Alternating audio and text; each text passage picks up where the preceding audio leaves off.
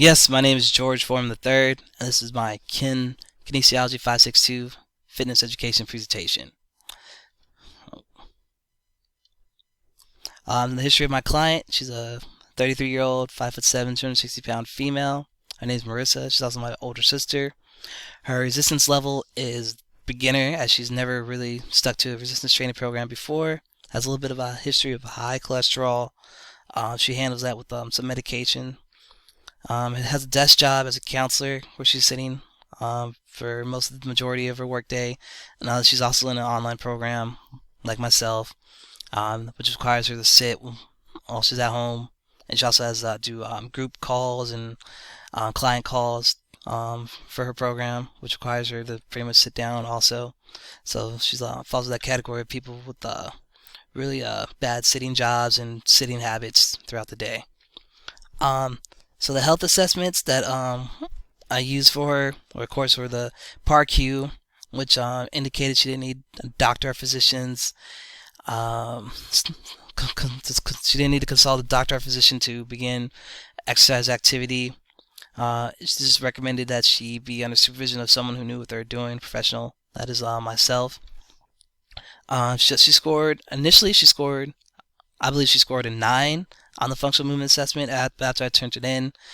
And so we got the feedback. She actually scored an 8 because the main thing with her deep squat was her trunk came forward and the dowel wasn't over her feet, which caused her to drop down to a 1.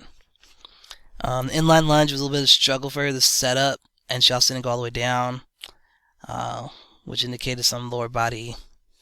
Her lower body needs attention.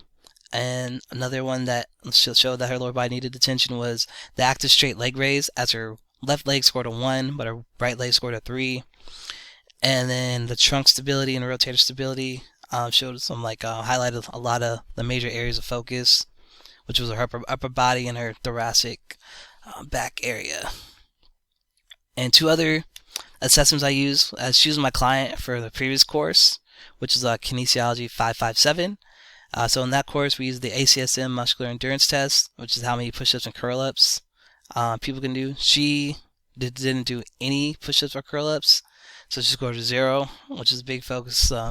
Which is going into this class, as I was using her for my client, I knew her upper body was going to be a major focus for any workout exercise program. And we also did the body composition and blood pressure in that class. We used the 3-site skin fold and waist to hip ratio. That indicated that she was considered obese and high risk for heart disease. Here are her measurements. It's from these measurements and for her body composition that we came up with the goal is to improve in her measurements, lower them through hypertrophy through a traditional periodization. So the main goal is to lower all 3 skin fold sites by 8 millimeters and decrease the waist to hip ratio by 0.10. Progress will be checked after the first 4 weeks, and then again after the next 4 weeks, so at the end of the 8 weeks. So workout selection. So the workout selection I chose were to really help her with her upper body and to really get her hips opened up. So the upper body exercises that target muscle groups in the back were selected to focus on the thoracic spine and the scapulothoracic mobility issues my client showed during the overhead squat, which is why the dowel came forward. Upon revisions from the first time I turned in the workout program, I needed to hit areas of the upper back, so that's why I added bend over rows to really hit those major muscles such as the latissimus dorsi and the posterior shoulder, rhomboids, and the scapular stabilizers. In regards to the lower body, the exercises target the hip mobility, inline lunge. Like I said earlier, inline lunge was quite difficult. Lower body exercises were selected to make improvements in that. With revisions for the second mesocycle, I needed to have her hit the glutes and the hamstrings, as they weren't really targeted at first when I first turned it in. And there's also shifts in the workout program for the cardio. As the first 4 weeks, I have her doing 30 minutes of jogging for 2 times a week. But the second week, I'll have her doing one. As in for the second week, I have her doing supersets, which kind of add to the overall demand for the program. So here's a slide of the first mesocycle. The workouts don't change from week to week. As I'm using a traditional periodization model, the reps and sets don't change. The only thing that changes is the percent of the 1 rep max, so the intensity. So for the whole first mesocycle, she's going to be doing 3 sets of 10, and the only variable is going to be the only thing I'm manipulating is the percent of the 1 rep max. For the first 4 weeks, it's going to go up 3% each week. And so, and I have set up to, because she's considered untrained according to our book, as she's a beginner, so they recommend 2 days a week for resistance training. So I have her lifting, doing resistance training Monday and Thursday, and doing aerobic jogging for 30 minutes Tuesday and Friday, with that rest day of Wednesday, and taking also rest days on Saturday and Sunday. And as far as the second mesocycle goes, I decided to use supersets because they're very time efficient, and they add, like I said earlier, they add to the demand. So, like our book defines supersets as exercises that involve the agonist and antagonist muscles, are 2 complete muscle groups. So I went the latter on some of these workouts and had her go from bench press to front squat to bend over row to calf raises and so on. And the second mesocycle, I shifted the reps and the sets to 4 to 6, which still fall under the hypertrophy range. And as far as the intensity goes, I kept from week to week, the percent of the intensity increases 2% of the 1 rep max, but that last week it jumps to 3%. So for this one, for these 4 weeks, she starts at 78, so it goes 78, 80, 82, then 85 that last week. And let's see.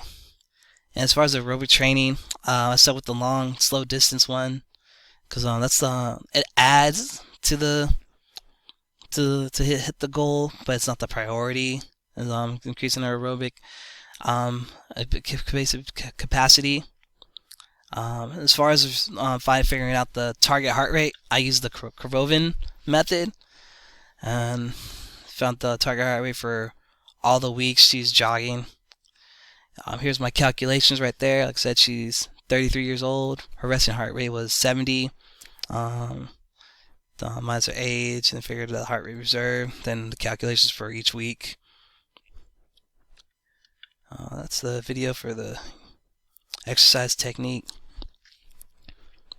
And in regards to the biblical references that I think can apply to kinesiologists, I found 3 that I really think that feel really work. And they touch on a lot of the if the kinesiologist wants to be, or supposed to be like Jesus and working in the wellness, corporate wellness, fitness world. These ones will be really good. That first one, the Luke 3, chapter 3, verse 10 to 11, where he's talking to the crowd about sharing. I believe kinesiologists need to share their learned knowledge and expertise in the same manner as the tunics and the food, because a lot of people don't have knowledge about what kinesiology covers. It covers a lot, and I find that as kinesiologists, we need to be able to share and not be greedy at all with that knowledge. And it's because I'll be at the gym and people ask me all the time about questions and stuff, and I'm happy to share and give them knowledge. My friends and family do it too. As far as the second one go, the other one from Luke, let's see, Luke 22-27. I believe this one, kinesiology needs to stay humble. Like, with that acquired knowledge, you gotta realize that a lot of us went to school for 4 or 6 years, and depending on what type of direction you want to take your knowledge. You gotta stay humble. As the disciples were arguing at the dinner table about who's the greatest one, and Jesus pretty much told them, "Oh, the one who leans back at the table isn't the greatest one. The one who's serving is."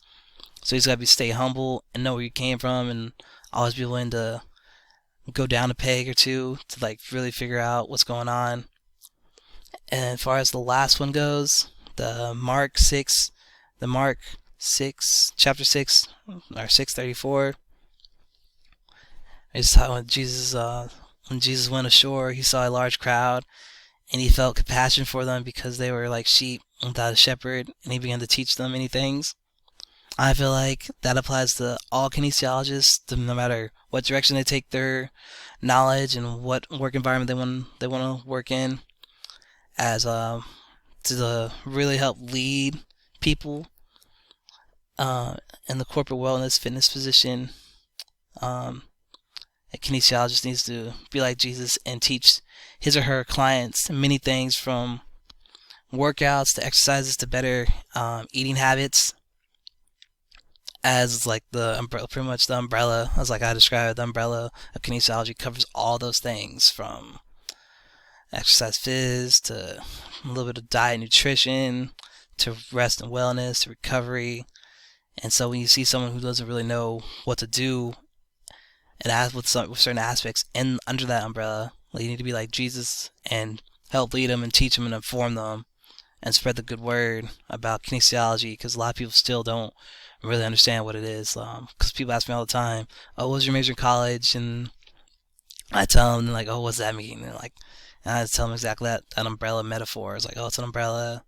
So if you get a degree in kinesiology, you become a PT, you can become a doctor, nurse, MA. I had friends from college, undergrad, that did all those things. And so I believe all three of these quotes and references can really apply to any kinesiologist that's working in the corporate wellness fitness position. Here are my references, and that is it.